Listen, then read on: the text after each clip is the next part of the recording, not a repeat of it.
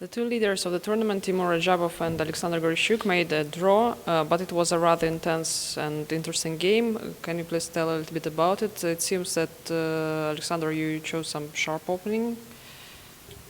Okay, we repeated the game Nepomniachtchi Girfand, and I made the novelty knight bd2, and after queen b8, I think white has a comfortable advantage, but of course black position is very solid, and it's hard to tell, but I think I was playing more or less okay until move king g2 around move 31 or something, because it allowed counterplay with f4, and I think that if instead of this move I played maybe b5 or even a5, I think white has quite an advantage. Timur, were you surprised by this novelty?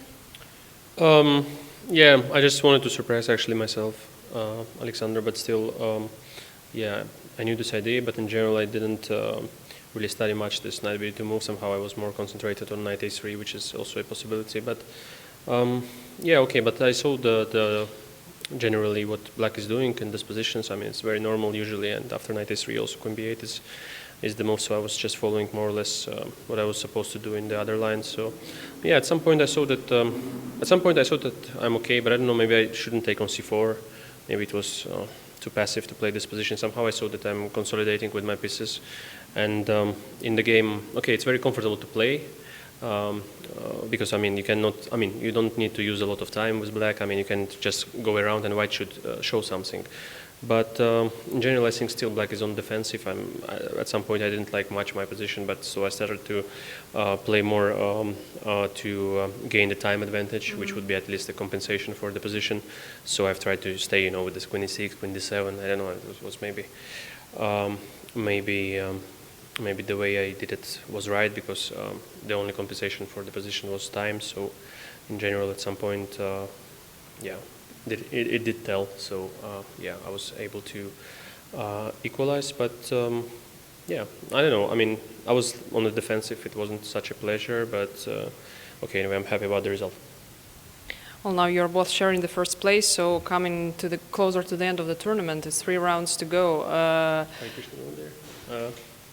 Hare Krishna won, yes. Yeah. So now you're actually. Also sharing first. Yes, so there are many leaders now, suddenly. So do you feel you need to play solid in the next 3 games, or you would try to score one more game and become a sole leader? Well, it's, I mean, it depends on what will be happening. In general, I think all of us will be trying, but in general, I mean, it also depends on the way our opponents play. So in general, I think at the last rounds, I mean, many players will want to play for a fight, and so I guess there will be chances for everyone, but okay, we'll see how it plays out. Yeah. And what about you, Alexander? No, I think you just have to fight. I think, you know, that chess is, you know, quite senseless activity by itself, so you have to justify it by, you know, giving all you can, you know, fighting till the end. At least then there becomes some sense, you know, in what you are doing. But this sense, is it from the joy of spectators, or you say if you fight till the end and you give all of your energy, then the sense comes from the spectators, or the sense comes just from that you feel you did everything you could? Yeah, I think even just self feeling that you are trying to achieve the most you can and just fight, I mean, till the end. I mean, not for spectators, no. So generally you don't think about spectators when you play, you just create a piece of its own somehow.